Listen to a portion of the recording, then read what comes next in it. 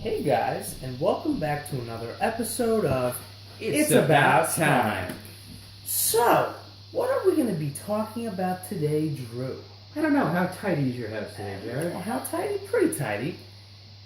We're going to be discussing the best way, or a good way at least, to clean up. I'm sure there's a lot of ways out there, but a good, quick, easy way to do it, I don't know, let's say once a week, or depending on how often you wear your watch. Like a good spring cleaning. It's like kind of important to just keep it maintained, you know, because over time, we've discussed this in the past, dirts, oils, you know, anything gets in between the links of a watch, inside the watch, crown, whatever it is. And, you know, that's why things need to be replaced or whatever it is and cleaned out. But if you maintain your watch properly, you can go longer between service intervals. Yes, and it's not just cleaning the watch itself, like Jared said, it's cleaning in between the links. It's cleaning everything that you normally would. And what not to Dirt clean. and grime and everything. There's certain things you don't want to clean in a watch. There's certain things you don't want to clean. Oh, you're going to tell me that. Absolutely. A lot of people think that cleaning the stem is a good idea. So they pull out the stem. Well, hold on. Not a good idea. Can we rephrase this a little bit? Yeah. It is a good idea to clean the stem. In, not out. That's like saying, I'm going to operate my pushers to my watch underwater. I've seen people say to me, oh, I'm going to clean the watch, and then they take off the back to try to clean the back. They unscrew the back and take off the back. Not exactly what you want to do. Okay, let's just... Especially with an automatic. Can we leave a blanket statement? Don't leave the watch exposed. To Make sure air. it's tight before you clean. Correct.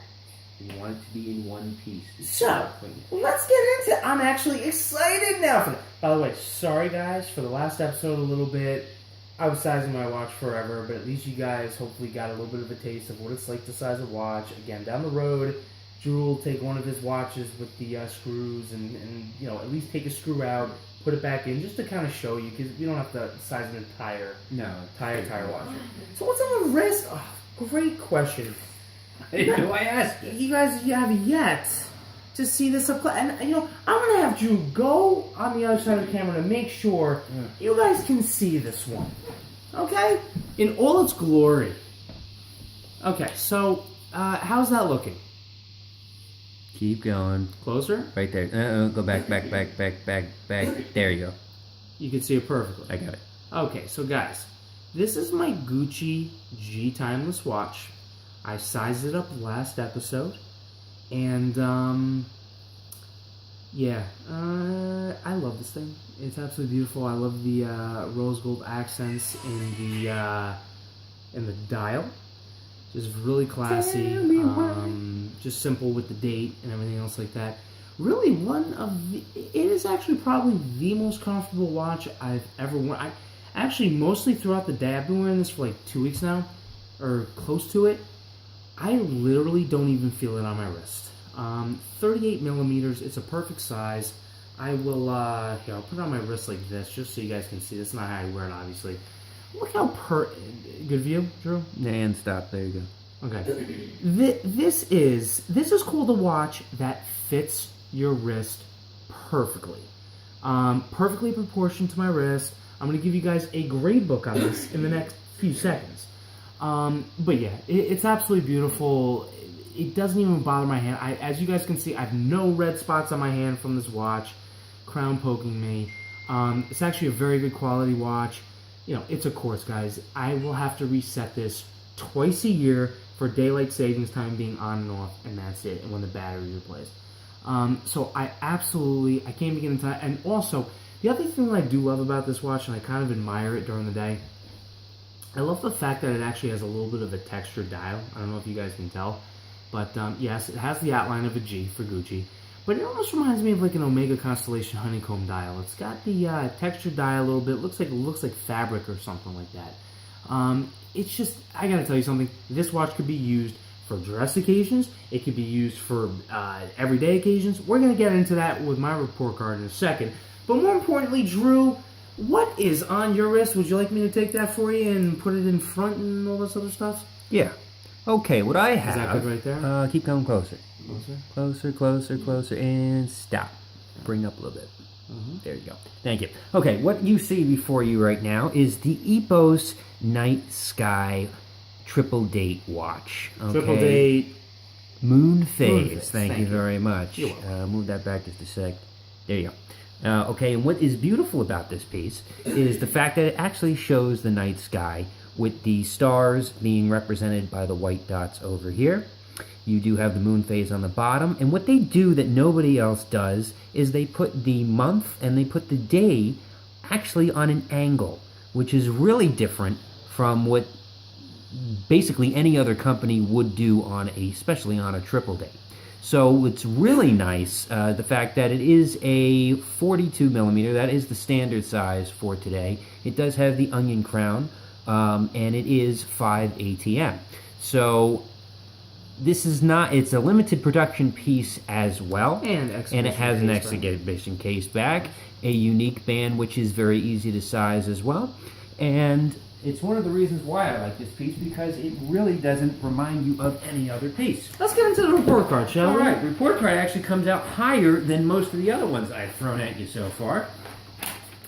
So let's go into it real quickly. Okay, is it water resistant? Yes, it passes that test. It's 5 ATM. Is it functional? More than most watches in my collection, or most watches in people's collection in general. It has 4 different functions: the moon phase, the day, the date, and the month. Okay, which represents the triple date. Some triple dates represent a year. I know Patek Philippe does that a lot, but not in this case. Most triple dates represent the month rather than the year. Is it very comfortable? Yes. It's a nice, comfortable watch. It has that stainless steel band right here, as you can see, with the links, which are not too big, so you can size it. It has a pretty nice, sizable range. It does have half links and whole links as well. Does it have lume? Yes, it passes that test. There are lume markers every hour, as well as on the hour and minute hand. Nicely done. I'd say between 1 to 10, it's easily a 6, 6.5. How long does it last? A couple hours. After you put it in the dark. Not too bad. Well done. That's standard for lume. Nothing like what ball or anything else would last for tritium tubes, but not too bad. Scratch resistant. It'll fail that test, guys. It's stainless steel. Most watches do. However, because of the way it is designed, you won't see the scratches as you would on other types of watches. Why is that, Drew? It's just because the way it's designed. When you have several different, especially with steel, when you have several different indentations in the band and in the watch in general, when you have a scratch, you really wouldn't notice it as much as if you had a clear band, and it's much more visible. Scratches are much more visible in certain watches, not in this one, just because of the way it's designed. But it isn't scratch resistant. I can't say it is. Is it easy to regulate? Yes. On the back here, if you see the exhibition case back, you will see 4 screws. You take out the screws, you can regulate it any way you want, fast or slow. So it does pass that test. Is it a work piece? Yes. It's actually pretty durable, pretty shock resistant for being a triple date. Is it a dress piece? Yeah, you would wear this to a dress occasion, especially with it being a triple date, especially with a navy blue suit or anything like that. It's got silver and blue, therefore you can wear it. It's more of a casual dress piece, but it is a dress piece nonetheless. Is it a sports piece? No, it's automatic. It's not quartz, so you can ruin the movement, especially if you're a golfer. And is it an everyday piece? Absolutely. Like I said, it's a casual type piece as well. As it can go as a dress piece, it can go both ways. So if you are interested in it, again, it is called the Epos Night Sky.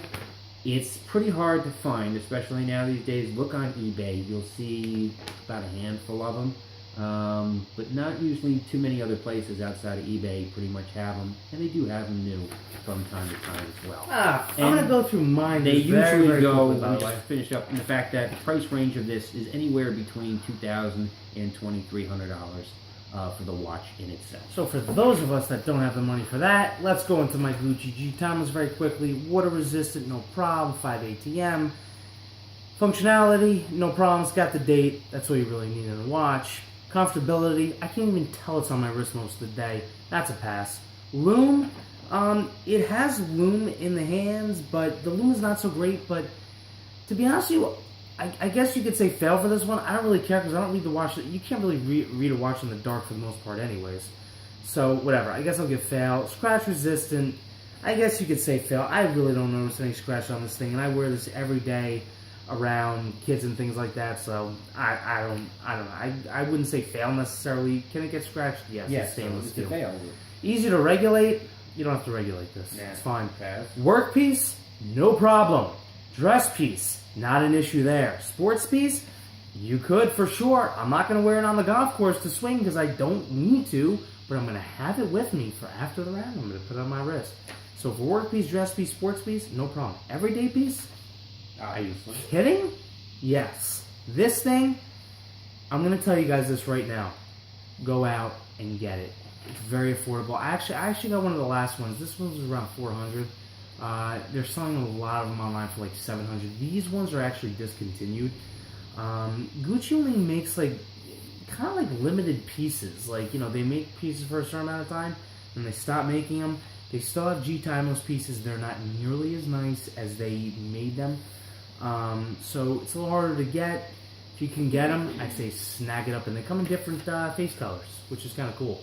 Look for Gucci's, guys. If you want them on bargain basement discount prices, go to TJ Maxx. I've seen quite a few there. It depends on which one you're looking for, though. I'm just saying the name in Depends general. which one. They'll pop up a lot, especially anywhere between the 129 to 250 area when they're on clearance. TJ Maxx and Marshalls gets them in quite frequently when they do get bargain basements. If you are interested in Gucci as a brand. I can just tell you that from being at Marshalls and TJ Maxx. We're gonna go in shop. the past. Yeah, We're I'm gonna gonna go tell you shop. exactly what's over there. I'm gonna get him a new piece. Like, oh Jesus! Yeah. Armani Exchange is another one that they do on. Anyways, on to the episode. How to clean your watch, Drew. Please follow me. All right, let's take a walk. Please follow me. So, guys, I've done this a lot. Thanks. You trying to, like, you know... I was just saving the viewers for you. Go. The first thing that you want to do when you're cleaning your watch. Most Well, first off, importantly- let's just take a look at Jared's remodeled bathroom. yeah, thank Very you. nice. Well done. Absolutely. Okay. So, you know, of course, you want to make sure the area around is, you know, in case, you know, you put something down, you want to make sure it's not going to scratch, right? First thing you want to do is you just want to make sure that the crown is in nice and tight. If you have a screw down crown, make sure it's screwed down. If not, push pull, just make sure that it's pushed in really well. You know, just kind of important, you know, making sure that the back is nice and sealed. I have not opened this one up at all, and this one is a snap-on case back, so I know this one's not loose at all. So right now, this watch is very nice, secure, very tight. Pretty, I would say pretty clean as it is, but we're still going to show you the best way to do it. So one of the things that I like to personally do is I like to get the hot water going for a few seconds. One of the things you don't want to do, don't ever clean your watch in extremely hot or freezing cold water. Again, it's extreme temperatures, which, did we get into yet on one of our episodes? No, we haven't. Okay, we're going to get into that on an episode coming soon. So you just want to make sure the water gets, you know, pretty warm. And I'm going to turn on a little bit of cold water as well. So this is kind of like medium gray temperature. And you don't want the water flowing hardcore, like hitting the watch really hard. Again, nothing extreme. So right now the water's flowing very nicely. I'm going to take the watch, just going to wet it up a little bit, front and back. Get the clasp too, that's really important. Backs to the links is really important because that's where a lot of water or a lot of dirt gets into, including water. You guys can see, a few splashes on the watch is not affecting it. It's 5 ATM. I like to leave the water running. I'm going to take a bit of soap in my hand right here. It could be really any kind of soap that you want. I like to start down at the links and really start to rub it, massage it in a little bit, go down to the clasp, give it a few seconds, do the front, do the back, flip it over. Again, when you run the soap and the water through it, it's really going to go through all the little crevices of the links, and it's going to take out all the dirt. And you guys can even see right now, there were a lot of fingerprints on this watch to begin with. They are really coming out right now. Drew, can you tell that? It's really just looking just a little bit shinier.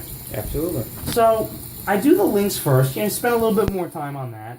Then I'm just going to lightly soap up the dial. I want to do the sides, do the back. And again, the crown is in. I don't have to worry about it, but I want to make sure that the side gets done too. And again, I'm not taking any more soap. Only a little bit goes a long way. Remember, less is more, people. Less is more. Words to live by. So I'm going to get the back a little done. You guys can see the soap is really getting into all the crevice areas, which is really nice. And again, if your watch is really sealed, and this is why you should get it pressure tested if it's not new, there's no way that really anything should be penetrating the seals. I mean, sometimes it goes in a little bit, but it won't be enough to cause the watch to malfunction. So we really got this thing nice and soaped up. Left the water running. I'm going to get it nice and clean now. I'm going to let it really run under the water for a few seconds. And again, the water is not that hot, not too cold, more lukewarm than anything else. You'll splash around a little bit. That's why you have a towel near you. Plus, it'll be helpful for when you dry your watch off. So you want to make sure the sides are all nice and clean. Everything's looking pretty good. Maybe Drew even wants to clean his watch after mine. But I know the question that people are going to have, Jared, Yes. and let me bring it up to you. Please do, as I turn off the water and I'll start to dry the watch off. Okay, as you dry the watch off, people are going to ask you, Sure. Jared, Mm-hmm. my watch can't go underwater. Oh, that is a great question. I'm going to answer that for you right now. Let's say your watch is 3 ATM. Let's say it's not ATM at all. Let's say it's not ATM at all. What you're going to want to do with that is you're going to want to get like a nice light kind of polishing cloth in a sense. And you can dampen it, but not have it be wet. And what you're going to want to do with that is you're going to dampen the cloth. And you're going to just give it just kind of like a light rub down on the dial, on the sides, exactly everything that I did, just without running it underwater and without using soap or anything like that. And there's another way you can do it as well if you do not want to use a cloth. What you can also do, which I have done many times in the past to watches that aren't water resistant, is the fact that you can go into your cabinet, into the bathroom, get an old toothbrush, and use the toothbrush to scratch in and out of the links and the watch itself. So no water theoretically gets into the watch, because the toothbrush will act as a brush to get out all the dirt in between the links and the face. And then you can dry it off with a cloth as well. It depends how vigorous you want to go with it, but you can go with a toothbrush, which is something that I've done many times, especially with Rolexes, okay guys? When you're dealing with Rolex links, the dirt always gets in between the links, especially where the gold is and if it's not gold. With those Jubilee links, you're going to have that problem frequently. And the only way to get the dirt out is to use a toothbrush. You have to use the bristles to get into, so the dirt can come out of those links.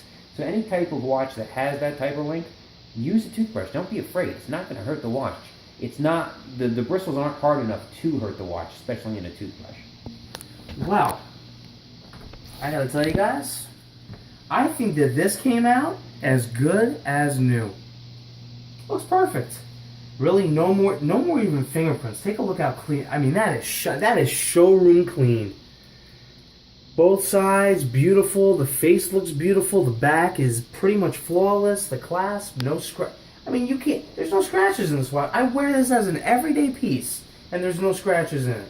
People may also ask, is it safe to use alcohol on the watch to clean it? I wouldn't. Reason being? Alcohol is a little bit stronger. It's 70% isopropyl formula, and that can penetrate area. It's a little bit stronger of a liquid, and that can really penetrate areas of watch that you wouldn't necessarily want penetrated. Water is a little bit lighter. There's really not any kind of chemicals mixed in with that. I would always recommend against using a chemical-based product because it's a little stronger. If something like that does get in a watch, you may have a problem with it. You know, it's really going to mess things up. So I personally wouldn't do it. Drew, what's your opinion? I happen to agree with you. If you don't have to use a chemical, don't. I mean, there's nothing that water Water can do the that same chemical thing can't that do. chemical can't. But I know we get that question a lot between Jared and I. Would you use alcohol to clean a watch? I gotta tell you something. Theoretically, I would not. How clean is this watch? Oh, look, showroom new. I mean, it's, you know, and now, how often should you clean a watch? Okay, so I would say personally, if you wear a watch every day or if you just wear it once in a while, if you're gonna wear the watch once in a while, I would just clean it off after you use it. Just keep it clean, keep it nice, clean off whatever dirt, grime, oils, whatever it has got on it. Fingerprints especially too. If you're gonna wear a watch every day, again, I would just clean it once a week. These are meant to get a little dirty. They're meant to, have a little oil, fingerprints, smudges on them. But just to keep up the appearance, it's like how often people clean jewelry. Once a week. If you want to do it more than that, it's not going to hurt the watch. The only however is this, and I know we've talked about this in previous episodes, and I can't even believe wow, this watch is so shiny right now. I'm sorry, I can't take my eyes off of this. You're about to have sex with that, aren't you? I may, but we're going to keep the show PG-13. So, anyways, listen, the other thing I'm just going to caution against is that if you get a watch and it's been a while since you've had it pressure tested, before you maybe run it underwater or something, please do. Oh, wait, unless the watch is brand new. Let's say the watch is maybe 1 or 2 years old even. All right, if you really don't bring it around water, but if you subject it to a lot of elements, you're around water, salt water, whatever it is, before you decide to clean it, before you decide to even take it in the water with you, again, we've done episodes on this, get it pressure tested. I'm going to actually, I'm going to throw this out there to the people at home. If any of you are interested, you guys could send your watches in to us if you want, and we will pressure test them for you. I'm going to throw that one out there. We will pressure test the watches for you. Now, I'm going to just put a little disclaimer, okay? We cannot guarantee whether they will pass or fail the test. We will simply perform the test for you, okay? If you'd like. Yes. We will do it, okay? And, we will let you know if it passes or fails. If it fails, it'll be best to probably have it taken care of. I'll give you Jared's address, and you can address it with him. Well, again, this is, we know watchmakers, we could get the watches fixed, but again, that would come at a fee. But I want to start offering some services. And, listen, what we will do, how much does a pressure test normally cost? Pressure test, if you're dealing with, I've had pressure testing done anywhere between $15 to $50. It all depends on the place. $15 to $50. It's a wide range. Okay. Depending on what pressure tester they're using. How about we do it for $10 a pop? If you like that. We'll do it for $10 a pop. We'll pressure. It's up to you if you want. You guys could drop us an email, do whatever it is. We could do literally any kind of watch pressure test. If you look in the previous episodes, you can see the pressure test. And it goes up to 5 ATM. Whether you have a 20 ATM or 10 ATM, whatever it is, it doesn't matter. As long as your watch passes the 5 ATM test, you could bring it in the ocean, you could bring it in the pond, the lake, the shower, wherever body of water you want. And again, the recreational diver doesn't even go down maybe 30 meters, 40 meters, I don't even know. It's not as far as 5 ATM. So if you guys want, we'll pressure test it for you. Totally up to you if you want. But again, cleaning the watch, soap and water, massaging the soap into the links, really gets rid of all the dirt. Running it under the lukewarm water.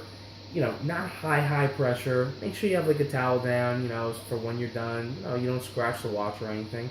That's pretty much it. Yeah, and like I said, for tricky bracelets, it never hurts to use a toothbrush, an old toothbrush. Absolutely. And remember, and again, to use a toothbrush again. Make sure the watch is sealed. Right. If you're not sure if it's sealed, please get it pressure tested. Because if it's not, you can't guarantee what's going to happen. Right. So, wow, I got to tell you something. I had a fun time, and my watch, it looks... Wow. It's not even a scratch on this thing. I'm telling you, my God, he's going to rock the cash bar with that thing. Love this thing. But on the outside of that, guys, look at this. Don't forget to send us your tweets, as he is marveled over here. Tweets. Okay. Whatever, your tweets, your emails, guys, your messages. Comment, email. Yeah. If you want us to do pressure testing, let us know. We'll be more than happy to do it for you. And, we do know watchmakers. If something's wrong with the watch, not everyone knows watchmakers. We could have things done for you at very good prices. I'm just saying. This guy Sergio, and we actually have two watchmakers, Sergio and Matt. Between the two of them, they can fix anything. on a watch. Yeah. For half the price of what someone else will probably charge. We'll get into that in another episode as we introduce you to them. Absolutely. But again, guys, thanks for joining us on this episode, and we'll be back next week with another episode of It's a Bad Time.